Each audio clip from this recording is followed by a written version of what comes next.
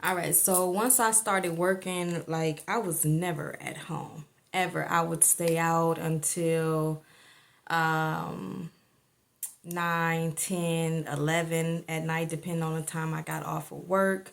I was involved in a youth program that this girl from my second high school was got me into, and it was pretty cool. It taught you about your character, like building your character up and preparing you to face certain challenges in the real world and how to deal and overcome those things.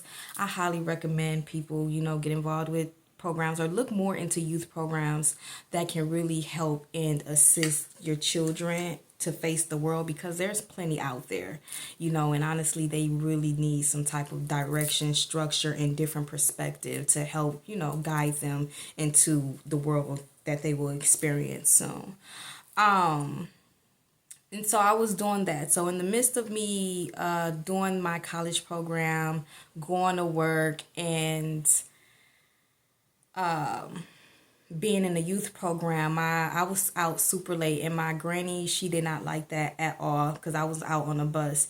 And so she convinced my mom to get me a car.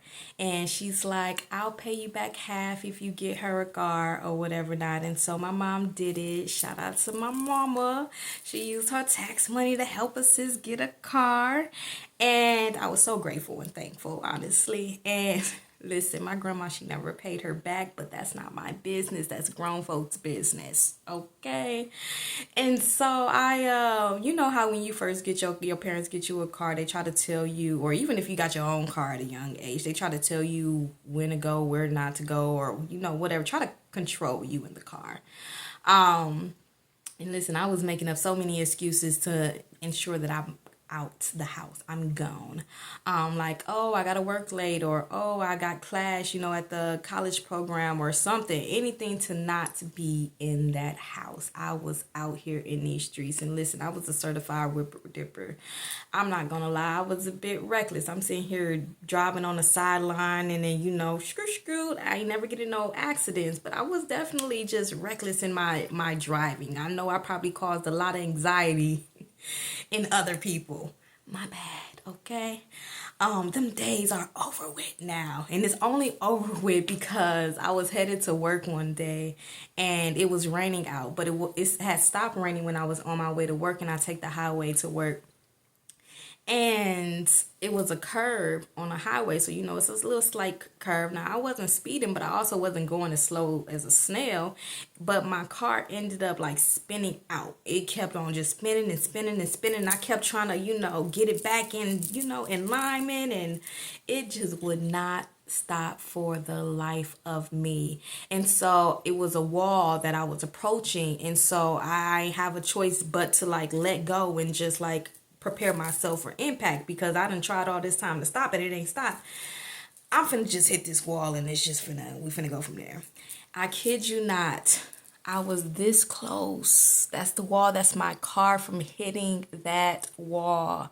And it's like my car just jerked all of a sudden and stopped. Just like I even jerked back and stopped. And I'm like, did my car just stop all of a sudden? Listen, that caused so much anxiety and nerves and fear in me. I didn't really want to drive. I ended up driving back to going to work, and I didn't even tell nobody, but I was just so shaken up and my nerves was just bad. But I'm sitting here trying to pretend to be normal, count my register and continue on about my day, because I guess you still got to be normal despite what you go through. But man, that has shaken up. But I kid you not, I always believe that was God looking out for us, sis, because I was finna approach that wall full force, and all of a sudden it just stopped once I released and surrendered and let go of control. We I don't even think I told my mom, because I didn't want her to be like, oh, you can't drive anymore and all this X, Y, and Z. I wasn't finna mess that up for myself. So I just took it to the chin and went on about my business, okay, as if nothing happened. But that definitely slowed the sis down. The sis ain't driving as reckless as she was before. She ain't as certified. She ain't whipping dipping like she used to do before. Okay, that was a crazy experience. But anyways, When I finally found my path and what I wanted to do in life, it was honestly because of the Trayvon Martin situation.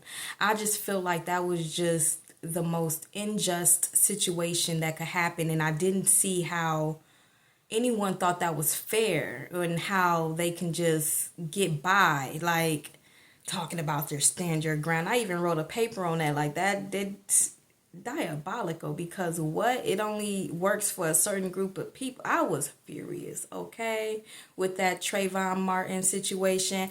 At the bottom of my shirt it say, an injustice anywhere is an injustice everywhere. Okay, listen, I felt affected by that and I didn't like that. So that really let me know, like, I need to be a lawyer, because ain't no way this could happen. But it's like deep down I really didn't want to be a lawyer, but I mean I knew I can be good at whatever I set my heart and mind to. But it's like I didn't like doing a lot of paperwork, reading, standing up in front of people, talking, all that other extra stuff. That wasn't in my interest. But I knew I would have been good for people in supporting and defending people.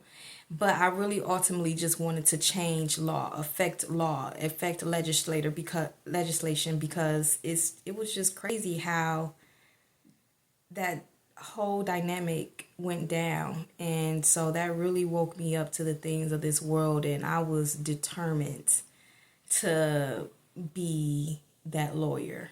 Okay.